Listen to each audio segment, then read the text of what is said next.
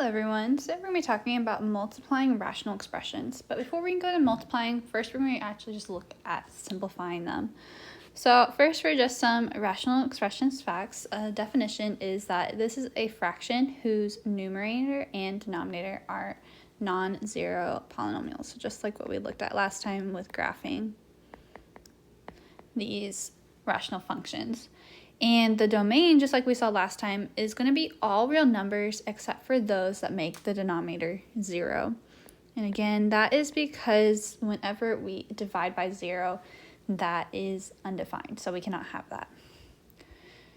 So for simplifying rational functions, or rational expressions, that is when the numerator and denominator have no common factors. That is when it is completely simplified. We can kind of compare this to when we are simplifying fractions. So for example, 15 over 20. We all know that that is not simplified because 5 can go into both 15 and 20. It has a common factor of 5. So I can rewrite this as 5 times 3 over 5 times 4. So it has that common factor of 5, so that means it is not simplified, so I would go ahead and cancel out that 5, and I'd get that this is actually 3/4, and that would be a simplified fraction. We have the same thing with rational expressions. So for example, I have this rational expression 4 times x plus 3 over x plus 3 times x plus 3. These are all factors of this polynomial, this 4, and these x plus 3's, because everything's being multiplied together. This isn't simplified because I see in the numerator I have an x plus 3, and in the denominator I also have an x plus 3. And so to simplify this, I can say, well, I can cancel those out because they both have that same common factor. I can divide those out. X plus 3 divided by x plus 3 is just equal to 1. And so I would get that this would become 4 over x plus 3. And that would be a simplified rational expression. So let's look at the steps to simplify these. My first step, if it's possible, I'm going to factor the numerator and the denominator. And then my second step is to divide out any factors that are in both the numerator and the denominator. And the reason why I factor them is because I need it to be in the form where everything in the numerator and the denominator are being multiplied together in order to divide it out. If I had x plus 3 over x, I can't just cancel the x and the x because it's not being multiplied out on top. X isn't a factor of the top, x plus 3 is. So that's why it's important to go ahead and factor both top and bottom.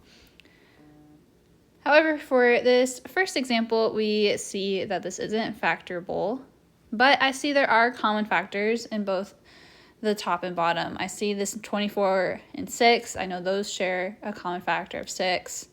I have an x on top and bottom, and I have a y. So for this, I like to go ahead and split this up into 3 fractions with those common factors. So I can rewrite this to be 24 over negative 6 times x cubed over x squared times y squared over y cubed. And now I'm going to simplify each of these. Well, I know 24 divided by negative 6, I just get negative 4. And then we need to remember our exponent properties when we are dividing. And we know that when we're dividing, we subtract those exponents. So this is going to be x to the 3 minus 2, which is 1. And then for y, this is going to be the y to the 2 minus 3, which is negative 1. Well, we need to remember that we can't have negative exponents. And so this is really going to be negative 4x times 1 over y. And so I get negative 4x over y. And this would be my simplified rational expression.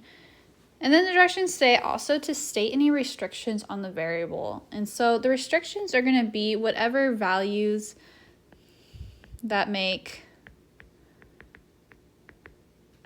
the denominator 0. And I will write that up here. And that's at the very beginning. And so looking at the very beginning, I see the values that would make the denominator 0 are if x is equal to 0 or if y is equal to 0. So my restrictions here are that x can't equal 0 and y can't equal 0. Okay, let's look at this next one. This next one I have x squared minus 4x minus 12 over x squared minus 4. Again, when we're looking at this, I can't just say, oh, there's an x squared on both. I'm just going to cancel that out. Unfortunately, it doesn't work that way. I have to first factor these. So factoring the top, I see I'm looking for two numbers that multiply to negative 12 and add to negative 4. And I see that's going to be 2 and negative 6. And so the top, when I factor that, that's going to be x plus 2 times x minus 6. And the bottom, I see I have a difference of squares. I have x squared minus 4. And so that means when I factor that, that's going to be x plus 2 times x minus 2. If you need a refresher on factoring, I would go back to the quadratic, solving quadratic equations, that unit, and review over those factoring videos. Okay, so now that I have this, I'm looking for common factors that are on both the numerator and the denominator, and I see that x plus 2 is in both the top and bottom. So I can cancel out that x plus 2, and I get the answer x minus 6 over x minus 2. And now I see that I need to state any restrictions. And so I'm going to look at the very beginning when I factor this, and I see that the denominator, I have x plus 2 and x minus 2. And so that means the restrictions are that x cannot equal 2 or negative 2.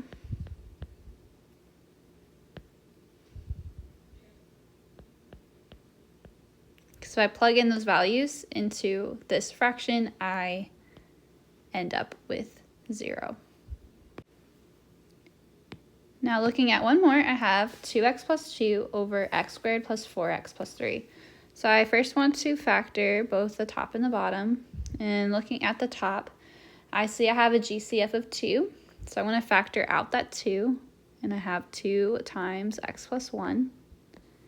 And then looking at the denominator, I have x squared plus 4x plus 3. So I'm looking for two numbers that multiply to equal 3, but then add to equal 4. And that's going to be 3 and 1. So I have x plus 3 times x plus 1. So you could, to remember the restrictions, automatically look at this step here and see what values would make this denominator 0.